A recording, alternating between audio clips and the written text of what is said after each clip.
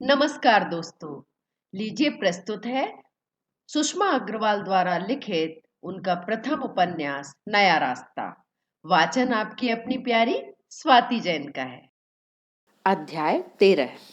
मीनू के हॉस्टल का वातावरण कुछ शांत सा हो चला था। चहलकदमी करते हुए लड़कियों के झुंड अब बाहर नहीं दिखाई दे रहे थे। सब अपने अपने कमरों में बैठी अपनी पढ़ाई में व्यस्त थी।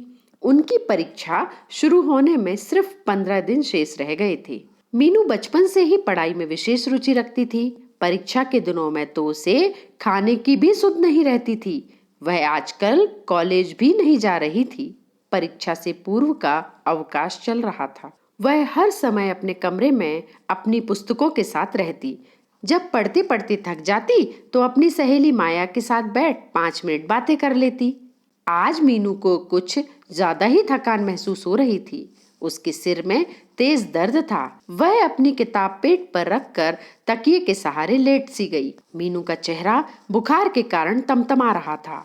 माया अपने पलंग से उठकर मीनू के पास आई और उसके माथे पर हाथ रखा तो दंग रह गई। उसका शरीर ज्वर से तप रहा था। उसे इस हालत में देखकर माया स्वयं ही उसके लिए दवाई लेने चली गई। इस समय मीनू अपने कमरे में अकेली थी।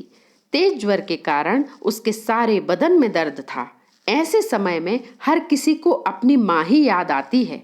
बिस्तर पर लेटे लेटे वह अतीत की स्मृतियों में खो गई। एक बार जब वह 8वीं कक्षा में पढ़ती थी तब उसे तेज ज्वर हुआ था। ज्वर में उसने न जाने क्या क्या बड़बड़ाना शुरू कर दिया था। उसकी इस हालत को देखकर माँ की आंखों में आंसू आ गए थे। डॉक्टर ने बर्फ की पट्टियां सिर पर रखने के लिए कहा था। माँ ने सारी रात बैठकर बर्फ की पट्टियां उसके सिर पर रखी। सारी रात माँ उसी के पास बैठी रही। सुबह जब उसकी आंखें खुली तो माँ के चेहरे पर सारी रात जागने की थकान स्पष्ट दिखाई दे रही थी, परंतु उस समय तक मीनू का ज्वर उतर चुका था। इस बात का उन्हें संतोष था। आज मीनू को अपनी माँ की याद आ गई। यदि माँ होती तो उसकी कितनी सेवा करती। कितना तेज दर्द था शरीर में, परंतु यहाँ मीनू किससे बदन दबाने के लिए कहती। माँ तो स्वयं ही उसका सिर दबाने बैठ जाती थी। परंतु माया भी मीनू का कम ध्यान नहीं रखती थी। मीनू को ज्वर से पीड़ित देखकर वह स्वयं ही दवाई लेने चली गई थी। जैसे ही मीनू ने करवट लेने की कोशिश की वैसे ही माया ने कमरे में प्रवेश किया। वह डॉक्टर से मीनू के लिए दवाई लेकर आ गई थी। उसके लिए 1 कप चाय बनाकर माया ने उसे दवाई दी और उसके पास उसका सिर दबाने बैठ गई। कितना अच्छा लग रहा था मीनू को इस समय।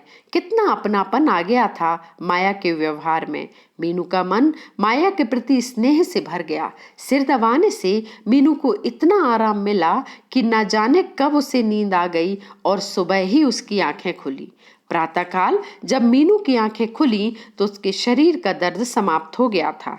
ज्वर भी कम लग रहा था। माया अभी सो ही रही थी।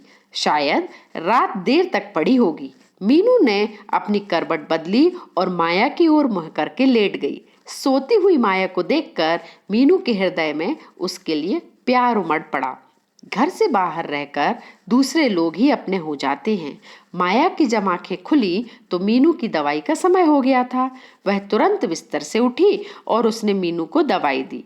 दूसरे दिन मीनू का ज्वर उतर गया था। 2 दिन की बीमारी में ही मीनू को काफी कमजोरी हो गई थी।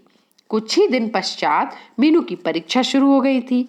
उसने काफी लगन, मेहनत व साहस का परिचय दिया। उसके सभी पेपर अच्छे हो रहे थे। अब उसे इंतजार था अंतिम पेपर का। कब उसके अंतिम पेपर समाप्त हो और वह अपने घर जाए, अपनी माँ, पिताजी, भाई बहन से मिले। उसे बहुत समय हो गया था। आज कितनी खुश थी वह। उसकी परीक्षा समाप्त हो चुकी थी। कितना उत्साह था उसके हृदय में अपने घर जाने का। कमरे में पहुंचते ही उसने अपना सारा सामान संवारना शुरू कर दिया। परीक्षा के दिनों में वह अपने कपड़े नहीं धो पाई थी, इसीलिए उसके गंदे कपड़ों का ढेर लग गया था। उसने अपने गंदे कपड़े एक बैग में भर लिए। दूसरी ओर माया भी अपने घर जाने की तैयारियों में लगी थी। उसने भी अपना सारा सामान लगाया। वे 2 महीने की छुट्टियों में अपने अपने घर जा रही थी। माया व मीनू दोनों एक ही साथ हॉस्टल से अपने घर जाने के लिए निकली। उन दोनों के घर के रास्ते अलग अलग थे। मीनू को मीरापुर जाना था तो माया को अलीगढ़, इसीलिए उन दोनों ने वहीं से एक दूसरे से विदा ली। धन्यवाद दोस्तों।